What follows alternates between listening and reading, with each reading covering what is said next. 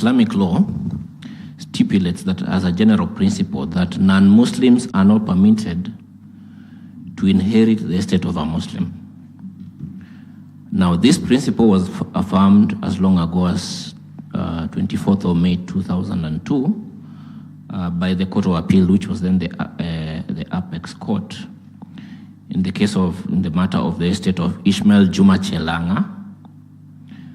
And recently, the Supreme Court established another principle in the case of FAA versus RFM, that children born out of wedlock are entitled to inherit from their deceased Muslim father's intestate estate.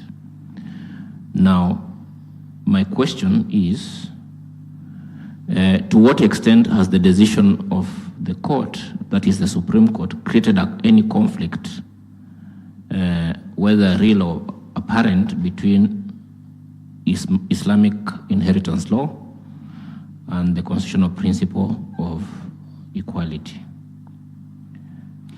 Then secondly, now explain how the principle recently established by the court, that is the Supreme Court, concerning inheritance of children born out of wedlock is to be applied by the Qadhi's courts and other superior courts, considering one, that Islamic law does not constitute a single uniform code of law, and two, that Islamic law is dynamic and adapts to evolving social, political, cultural, and economic conditions.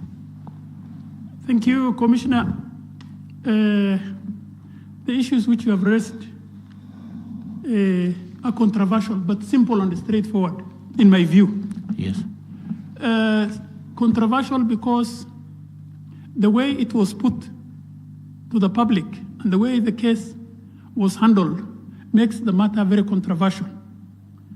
And that's why I said from the start, there is need for the Supreme Court to organically carry every citizen of this country in its Islamic Sharia, properly understood and interpreted, is pluralistic.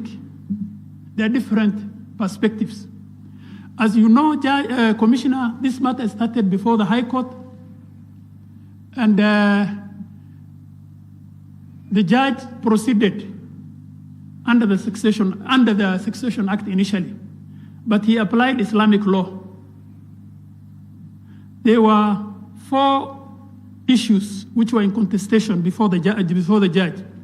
There was the issue of FAA and the issue of the 2 girls, the 2 ladies who were sisters, the Mawasis, and the issue of the last lady, those 4. First of all, Islamic law, properly understood and interpreted, has basic principles in terms of inheritance. Islamic law of inheritance is principally just benefit, fairness, and justice in terms of its interpretation. And it says anybody who departs from those principles of fairness, justice, it is not part of the religion. What am I saying? If this matter, look, my biggest concern, I will say first of all, the first thing is the Supreme Court arrived at a jurisprudentially correct decision. But it has damaged parties who were in that court, in that decision, and the larger Muslim community. And there was a way out under the Islamic Sharia if an opportunity was given to the Qadi. It is not in the place of a party who is seeking inheritance under the Islamic law to question another party. For example, FAA could not question whether the children of the other 2 mothers were born in this way or not born in this way. It's not her place. Islamic law says, if these children were born, how do you resolve these issues? Islamic law on Sharia is based on 2 things, inheritance. It is based on marriage and blood relationship, what they call consanguinity. There is nobody who has contested during the lifetime of the deceased that these children were not his. So the question of whether they were this way or that way, because I don't like the usage of that name, because that is a dent that will follow those children to the rest of their life. If that matter was given to the Qadis, that issue would not have arisen, and they will have come to the same conclusion.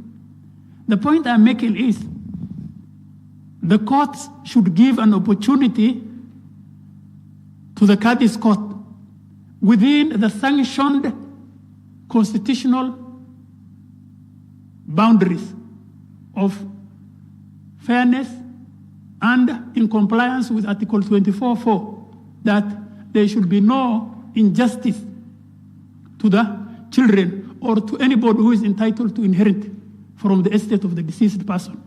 My view is the methodology was wrong from the High Court, because if you see the judgment of the judge of the High Court, he ordered for a DNA, which was not applied by any of the parties. The parties were questioning their status. One was questioning, this one is not married. This one was married.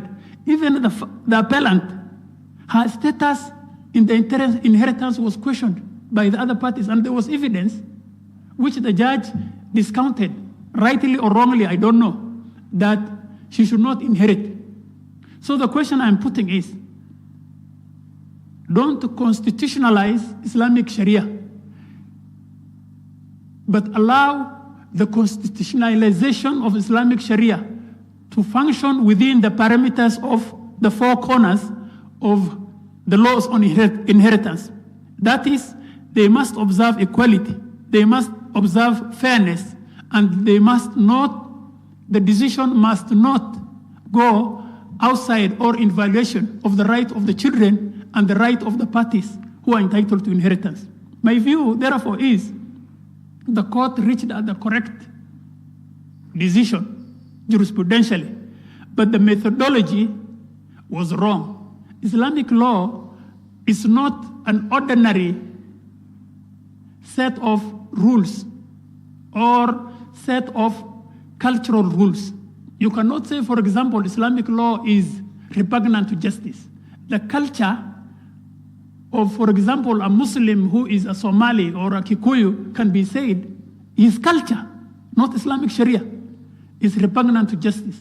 Because Islamic Sharia provides for all scenarios. And it says any interpretation that results in operation or harm or injury to the parties before court is not part of the religion. Okay. So just to conclude that discussion on that area, yes. There is a Court of Appeal decision, Judge in Otieno, Ogo, and another, I don't know whether you are aware of it, that permitted the derogation from the right of equality and freedom from discrimination on issues of adoption, marriage, divorce, burial, and devolution of property upon the death or other matters of personal law. Now, that derogation was allowed for all communities in Kenya. Now, I want to ask two questions, and I think you've just dealt with it a little bit. Now, to what extent, if any, would Article 24(4) of the Constitution narrow down the possibility of derogation from the right of equality and freedom from discrimination with respect to Muslims?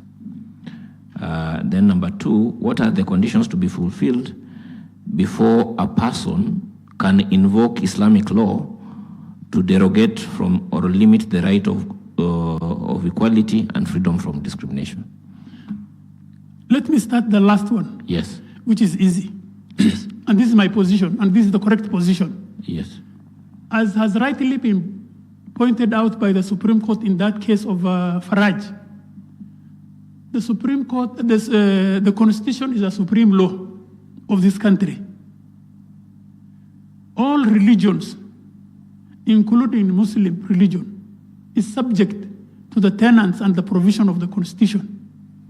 If any belief or action or issue is in violation or infringement of the Constitution to the extent under Article 24(4), then it is void. You cannot say because I am so and so, I want to opt out of the constitutional provisions in terms of equality, in my view.